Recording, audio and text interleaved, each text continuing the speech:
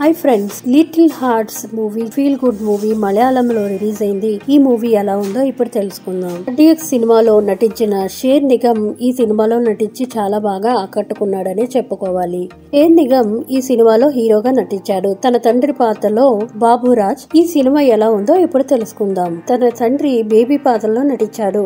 Baby భార్యని కోల్పోయిన తర్వాత తన కొడుకుని ఎంతో ప్రేమగా పెంచుకుంటాడు. చిన్నతనంలోనే తల్లి చనిపోయిన తండ్రి రూపంలో ఇద్దరు అమ్మా నాన్నని చూసుకుంటూ బతికేస్తూ ఉంటాడు. అయితే బేబీ కొడుకు సిబి తన ఫ్రెండ్ కొడుకుని లవ్ చేస్తూ ఉంటాడు. సిబి తండ్రి బేబీ తన చిన్ననాటి స్నేహితురాల్ని లవ్ చేస్తూ ఉంటాడు. ఏటో వెళ్ళిపోతాడు. కూతురు మాత్రం ఉంటాది.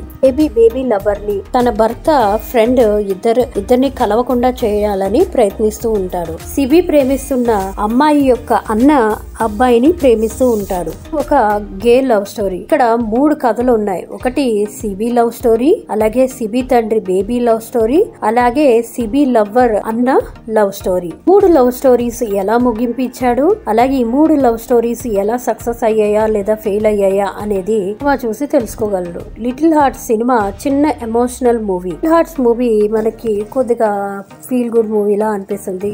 చాలా సినిమాల్లో మనము ఈ సన్నివేశాలు గానీ ఈ సిచ్యువేషన్స్ కానీ మనం చూస్తూనే ఉన్నాం. కానీ ఈ సినిమాని ఇక్కడ తీర్చిదిద్దడంలో చాలా డిఫరెంట్ గా చూపించారని, చాలా ఫీల్ గుడ్ గా మన హార్ట్ ని కూడా కొద్దిగా టచ్ చేసే విధంగా చూపించాడనే దాంట్లో ఎంత సందేహము లేదు. ముఖ్యంగా హీరో తండ్రి బేబీ క్యారెక్టర్ బాగుంటుంది. బాబురాజ్ తన పాత్రని చాలా బాగానే పోషించాడు. ఉదయమే లేచి ఎక్సర్సైజ్ చేసి బాడీ మెయింటైన్ చేసి తన లవర్ ని కలిసి ఇక్కడ జరిగే సన్నట్లన్నీ కూడా మనకి చాలా ఫీల్ గుడ్ గా అనిపిస్తాయి. చాలా చక్కగా అనిపించాయి. బాగా నటించారనే చెప్పుకోవాలి. కొడుకుతో ప్రవర్తించే తీరు, అలాగే ఇన్స్టాలో రీల్స్ చేసే తీరు కూడా ఇవన్నీ కూడా మనకి చాలా ఆకట్టుకుంటాయి.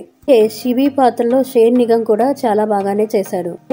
RDX లో నటించినటువంటి హీరోయిన్ తోనే మళ్ళీ ఈ సినిమాలో కూడా కాంబినేషన్ ఇవ్వడం అనేది చాలా ఆకర్షణీయంగా అనిపించింది. ఈ సినిమాలో కూడా ఫెనెక్కర్ కూడా జాన్సన్ పాత్రలో ఆకట్టుకుంటాడు. అలా బాగుంటుంది ఈ సినిమా. ఇక జాయ్ పాత్రలో వేదాంతం వల్లిస్తాడు షమ్మీ తిలకన్. జాయ్ పాత్ర చాలా మంచిగా అనిపిస్తుంది ఈ సినిమాలో. ఫీల్ గుడ్ సినిమా చూసేవాళ్ళు ఈ సినిమాను చూడొచ్చు. అయితే ఈ సినిమాలో 3 కథలు 3 విధాలుగా ముగింపు ఉంటుంది. ఒక్కొక్కటి డిఫరెంట్ విభాగంతో చెందింది. డిఫరెంట్ కథ కాబట్టి ఒకటి యంగ్ కపుల్ లవ్ స్టోరీ అయితే, ఒకటి ఏజ్డ్ లవ్ స్టోరీ, అలాగే ఇంకొకటి భారతదేశంలో ఎవరు ఒప్పుకోదగినటువంటి లవ్ స్టోరీ. సో ఈ 3 కథల్ని ఏ విధంగా చక్కగా చిత్రీకరించి అలాగే ముగింపు ఇచ్చాడు అనేది డైరెక్టర్ యొక్క ప్రత్యేకత అనే చెప్పుకోవాలి. ఫోటోగ్రఫీ బాగుంటుంది. ఏరియల్ షాట్స్ చాలా బాగుంటుంది. ఫీల్ గుడ్ మూవీ అనే చెప్పుకోవాలి. అలాగే బ్యాక్గ్రౌండ్ మ్యూజిక్ అక్కడక్కడ బాగుంటుంది. సాంగ్స్ అలా వచ్చిపోతూ ఉంటాయి. ఆ పాటలు ఇబ్బంది పెట్టవు, అలాగే గుర్తుంచుకునే విధంగా కూడా ఉండవు. ఈ సినిమాకి నేను ఇచ్చే రేటింగ్ 3 out of 5. మీకు ఈ వీడియో నచ్చినట్లయితే మర్చిపోకుండా లైక్ చేయండి. Subscribe to my channel. Thank you for watching.